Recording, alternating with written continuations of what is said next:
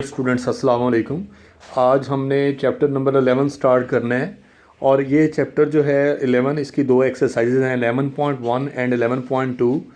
11.2 आपके कोर्स में नहीं है, स्मार्ट सिलेबस में तो वैसे ही नहीं है, पहले भी नहीं थी। और सिर्फ आपने जो सॉल्व करना है वो 11.1 को सॉल्व करना है। उसके भी क्वेश्चंस जो हैं वो 2, 3, 5, 7, 9, 10 और 15 सॉल्व करने थे। मैंने आज के लेक्चर में सारे क्वेश्चन सॉल्व कर दिए हैं ताकि आप लोगों को कोई दिक्कत ना हो, कोई परेशानी ना हो। तो आप स्टार्ट देते हैं। तो ये चैप्टर जो है इसकी पहली एक्सरसाइज पीरियोडिसिटी से मुतालिक है। पीरियोडिसिटी एक बिहेवियर का नाम है, ये रवैये का नाम है। वो रवैया किसका है? वो ट्रिग्नोमेट्रिक फंक्शंस का है।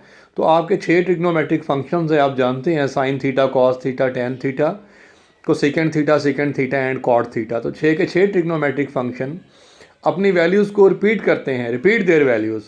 कब करते हैं? आफ्टर ईच इंक्रीज और decrease of 2 pi in their angle. जब भी आप एंगल में 2 पाई का इजाफा करते हैं या तफरीक करते हैं, इजाफा भी कर सकते हैं, कमी भी कर सकते हैं, माइनस प्लस भी कर सकते हैं, माइनस भी कर सकते हैं।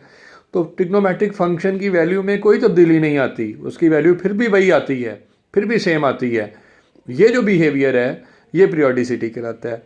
तो ये तो पीरियोडिसिटी की डेफिनेशन हो गई, पूछी जा सकती है, इसलिए मैंने आपको पीरियोडिसिटी की डेफिनेशन बता दी है। दूसरा डेफिनेशन जो आपने करनी है दूसरी, वो पीरियड की है। सो पीरियड क्या होता है? तो एक ऐसा रियल नंबर p मैंने लिखा है is called the period of a trigonometric function f of theta if f of theta plus p is equal to f of theta. ये थीटा लिखा गया है। अच्छा, क्या हुआ कि अगर देखें for all theta belongs to r, कहने का मकसद क्या है, बात क्या है कि कैसा रियल नंबर p जब भी किसी एंगल में ऐड किया जाए तो फंक्शन f ऑफ थीटा है तो f ऑफ थीटा ही रहा, यानी फंक्शन अपनी ओरिजिनल वैल्यू को मेंटेन कर रहा है, प्रिजर्व कर रहा है, वही की वही फंक्शन की वैल्यू रह रही है। वो बात पीरियोडिसिटी वाली ही है इसमें भी। और अगर p स्मॉलेस्ट पॉजिटिव नंबर हो तो फिर ये p जो है वो पीरियड ऑफ ट्रिग्नोमेट्रिक फंक्शन कहलाएगा। तो याद रखें, आगे मैंने कुछ लिखा है कि remember one thing that period of sine theta, cos theta, cosecant theta and secant theta, दो साइन और कॉस और दो इन्हीं के रेसिप्रोकल। साइन का रेसिप्रोकल क्या होता है? कोसेकेंड थीटा, और कॉस का रेसिप्रोकल सेकेंड थीटा। तो ये 4 गालबन टोटल फंक्शन बने। इन चारों ट्रिग्नोमेट्रिक फंक्शंस का पीरियड 2 पाई है, जबकि टेन थीटा और कॉट थीटा जो एक दूसरे के रेसिप्रोकल भी हैं, इन दोनों का पीरियड पाई है। ये बातें याद रखनी है, और ये बातें याद होंगी तो एक्सरसाइज आपके लिए आसान हो जाएगी। एक्सरसाइज क्वेश्चन नंबर 2 से स्मार्ट सिलेबस में दिया हुआ है कि आप क्वेश्चन नंबर 2 सॉल्व करें, और वो है कॉज ऑफ 2x। सबसे पहला काम आपने ये करना है कि आप जानते हैं कि कॉस का पीरियड आपने पढ़ा है, कॉस का यहाँ पे पीरियड पड़ा है 2 पाई, लिहाजा आपने एंगल 2x में जो गिवन एंगल है उसमें 2 पाई का इजाफा कर लेना है, और इक्वल लगाया हुआ है, यानी कोई तब्दीली नहीं आएगी क्योंकि पीरियोडिसिटी पढ़ी है आपने और पीरियड पढ़ा है आपने कि कॉस का पीरियड 2 पाई है। तो मैंने कहा because 2 pi is it's period, और इट्स का मतलब कॉस है, और कॉस का पीरियड 2 पाई है तो 2 पाई का इजाफा किया जा सकता है। देन आपने ये करना है कि एक्स का जो भी कोफिशिएंट होगा, पहली टर्म में क्या लिखा हुआ है 2x, पहली टर्म में क्या है 2x, और जो भी पहली टर्म में कोफिशिएंट होगा वो आपने कॉमन ज़रूर लेना है। 2 यहाँ पे कोफिशिएंट है, 2 कॉमन ले लिया गया है तो x प्लस पाई रह जाएगा, 2 से डिवाइड दोनों टर्म्स हो जाएंगी, इस टर्म हो जाएगी, और फिर यूँ आपके पास x प्लस पाई बचेगा। तो जो भी x में ऐड होती ही क्वांटिटी आपको नज़र आएगी, ये सेकंड टर्म जो नज़र आएगी इस कॉमन वाले स्टेप के बाद, वो आपका इस गिवन फंक्शन का पीरियड होगा। तो वो सेकंड टर्म क्या नज़र आ रही है? पाई। लिहाजा जो कॉज ऑफ 2x है इसका पीरियड पाई है। यही मेथड आपने अगेन जो रिमेनिंग क्वेश्चंस हैं उन पे भी यही जो आपका मेथड है, मेथडोलॉजी यही रहेगी, मेथड यही यूज़ करेंगे।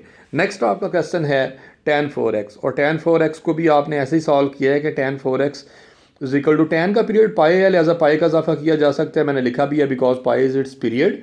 नेक्स्ट है जी कि आपने कोफिशिएंट कॉमन लेना है, तो x का कोफिशिएंट 4 है इस बार, तो 4 कॉमन लेंगे। जब कॉमन लेते हैं वो ईच टर्म से डिवाइड हो जाता है, दोनों टर्म्स उस पर डिवाइड कर दी जाती हैं, लिहाजा 4x को जब 4 पे डिवाइड करें तो x रह जाता है, और पाई भी डिवाइडेड बाय 4 तो आएगा ही आएगा। तो मैंने कहा था कि जो सेकंड टर्म इस कॉमन वाले स्टेप के बाद आएगी वो है पाई बाय 4, जो x के बाद आएगी x प्लस समथिंग। तो जो भी सेकंड टर्म होगी यहाँ पे आपके पास वो पीरियड होता है इस मेथड में। तो पीरियड ऑफ tan 4x जो है वो पाई बाय 4 आ जाएगा इस तरह से। नेक्स्ट है क्वेश्चन नंबर 5। क्वेश्चन नंबर 5 है साइन x बाई 3, और वही बात के साइन का पीरियड 2 पाई है, लिहाजा 2 पाई ऐड किया जा सकता है बिकॉज 2 पाई इज पीरियड। अब 1/3 कॉमन है, 1/3 ईच टर्म से डिवाइड होगा, तो जब x/3 1/3 पे डिवाइड हो तो x बचता है, जबकि 2 पाई डिवाइडेड बाई 1/3 आप लिख के देख लें। 2 पाई आपका डिवाइड जब होता है 1/3 से तो ये बनता है असल में 2 पाई इंटू 3/1, ये बनता है 6 पाई। आप करके देख लें, आप समझ सकते हैं बात को। 1/3 से डिवाइड हो रहा है, 1/3 कॉमन लेने का मतलब है ईच टर्म 1/3 से डिवाइड हो रही है। यहाँ 1/3 कोफिशिएंट है, x/3 को 1/3x भी मान सकते हैं आप, तो कोफिशिएंट 1/3 ही था x का, कॉमन लिया गया। हम कोफिशिएंट ऑफ x सब में कॉमन ले रहे हैं, तो ईच टर्म 1/3 से डिवाइड हो गई, यहाँ से तो 1/3 कट गया, जबकि यहाँ 2 पाई ओवर 1/3 करके देख लें 6 पाई जवाब आता है। लिहाजा इसका जो सेकंड टर्म 6 पाई आई है, तो रिक्वायर्ड पीरियड भी इसका 6 पाई है इस फंक्शन का। नेक्स्ट है 7th क्वेश्चन है आपका साइन x/5। जैसे साइन x/3 था वैसे साइन x/5 है। ये क्वेश्चन मैंने सॉल्व तो कर दिया है, आप देख भी सकेंगे, और इसको मैंने एक्सप्लेन नहीं करना चाहता क्योंकि एग्जैक्टली सेम बात है, आप खुद कर सकते हैं। नेक्स्ट क्वेश्चन नंबर 9 है tan x/7, और tan का पीरियड पाई है, तो आप tan of x/7 plus pi लिख सकते हैं। पाई इसका पीरियड है, 1/7 कॉमन है इस बार, तो ये 1/7 वही बात आ जाएगी, पाई डिवाइडेड बाई 1/7। आप करके देख लें, पाई इंटू 7/1, वो 7 पाई उल्टा आ जाता है, आप चेक कर लें।